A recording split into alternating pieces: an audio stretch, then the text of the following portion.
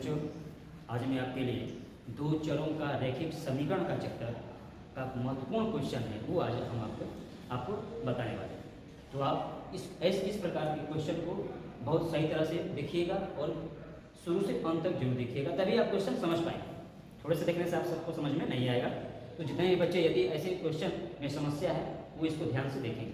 और एक बात ध्यान दीजिएगा, परीक्षा में क्वेश्चन कैसे आते हैं तो आप इस पर ध्यान दीजिए। क्वेश्चन में कहा है कि ए का मान ज्ञात करना, मतलब किसी भी अल्फाबेट का अगर कोई भी दिया हो, एक्स वाई जेड कुछ भी दिया हो, यदि उसका मान ज्ञात करना होता है तो उस समीकरण में वो चीज दिया रहता है। तो कहा है कि ए का मान ज्ञात करें, जिसके लिए जो निकाय है वो कौन सा है, a x plus 2y is equal to 2, और दूसरा है 8x प्लस ए वाई बराबर 4 के अपरिमित रूप से अनेक हल होंगे। ये थोड़ा सा पॉइंट में ध्यान देना है, अपरिमित, ठीक है, जिसकी कोई सीमा न हो। तो ऐसे क्वेश्चन को हम कैसे हल करेंगे यह आपको ध्यान देना है। सबसे पहले जो रैखिक होता है, दो चरों का जो रैखिक समीकरण होता है वह होता है a1x plus b1y plus c1 is equal to 0। यदि दूसरा समीकरण दे तो a2x plus b2y plus c2 is equal to 0। ये दो चरों का रैखिक समीकरण है, ठीक है, दो चरों का रैखिक समीकरण जिसमें दो चर हो। यहाँ जो c1 और c2 है ना, ये कांस्टेंट है, मतलब इस पर अंक रहेंगे, ठीक है। x और y क्या है, ये आपका चर पद है, और a1 a2 b1 b2 और c1 c2 ये क्या है, कांस्टेंट है, यहाँ पर अंक लिखे रहते हैं। तो ध्यान दीजिएगा, पहला क्वेश्चन क्या है, पहला समीकरण क्या है, ax plus 2y is equal to 2। तो सबसे पहले हम दिया गया जो समीकरण है, दिया गया समीकरण आपके पास क्या है, तो आपके पास ax plus 2y is equal to 2। अब इस इक्वेशन को आप इस रूप में लिखोगे तो क्या लिखोगे, ax प्लस 2y, इसको इधर लाओ, -2 बराबर 0। ये हम इक्वेशन फर्स्ट में लिए। पुनः दूसरे के लिए क्या लिखेंगे, 8x plus ay is equal to 4 है, तो ये लिखेंगे 8x plus ay -4 is equal to 0। ये हो गया समीकरण 2। अब हम क्या करेंगे कि जैसे ही हम क्वेश्चन जो इक्वेशन दिया रहता है, जब उसको हम दो चरों के जो व्यापक समीकरण उसमें पे लिख देते हैं, तो हम इनका कंपेयर करेंगे दोनों का, किससे, इससे और इससे। क्योंकि ये पहला इक्वेशन है तो पहले इक्वेशन से कंपेयर करेंगे। ध्यान दीजिएगा, x यहाँ भी x यहाँ भी x, तो a1 की जगह पर क्या है, a1 की जगह पर a है।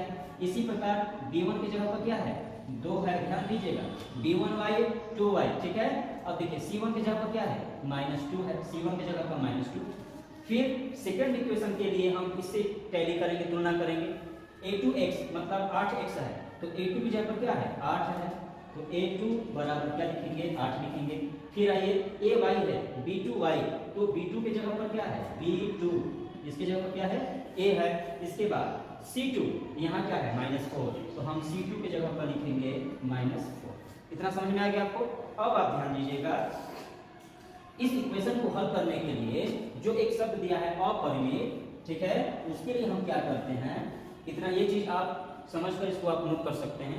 इसके लिए क्या है कि अनंत हल के लिए, अनंत हल के लिए हमें फार्मूला या मतलब लिखना होता है a1 by a2 b1 by b2 c1 by c2। ये चीज आपको याद रखना है, ये कंडीशन होता है किसके लिए, अनंत हल के लिए ये होता है। a1 by a2 b1 by b2 बराबर c1 बाई c2। अब हम इक्वेशन में a1 a2 b1 b2 और c1 c2 का मान क्या कर देंगे, हम रख देंगे। तो हम जब रखेंगे तो ध्यान देना, a1 का मान देखिए a, और a2 का मान क्या है, 8 है, बराबर b1 का मान क्या है, 2 है, b2 का मान क्या है, a है, c1 का मान क्या है, -2, और c2 का मान क्या है, -4 है, ठीक है।